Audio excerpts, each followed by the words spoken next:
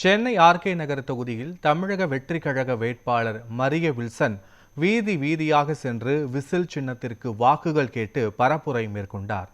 Chennai RK நகர் தொகுதியில் தாவேகா வேட்பாளர் Maria Wilson Tondiarpet, இரட்டைக்குழி தெரு உள்ளிட்ட பகுதிகளுக்கு தனது தொண்டர்களுடன் சென்று விசில் சின்னத்திற்கு வாக்கு சேகரித்தார். இந்த நிலையில் அங்கிருந்த மக்கள் அவருக்கு ஆரத்தி எடுத்தும் சால்வை அணிவித்தும் வரவேற்று விசில் சின்னத்திற்கு வாக்களிப்பதாக உறுதியளித்தனர்.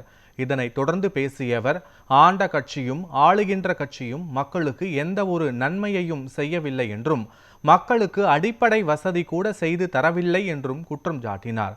விஜய் மக்கள் இயக்கம் சார்பில் இந்த பகுதியில் 30 ஆண்டுகளாக இளைஞர்கள் மக்கள் பணியாற்றி உள்ளார்கள் எனவும் அவர்களோடு வேட்பாளராக பயணிப்பதாக தெரிவித்தார்.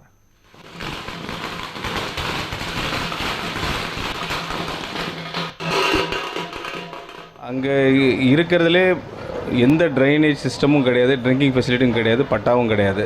எனக்கு தெரிஞ்சு கிட்டத்தட்ட ஒரு 1500 குடும்பம் அங்கே வாழ்கிறாங்க.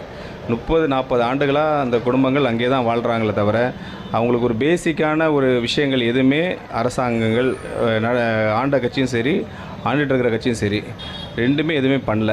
மக்களோட கோபம், பெயின், ஆங்கர் எல்லாமே அங்கே பார்த்தேன்.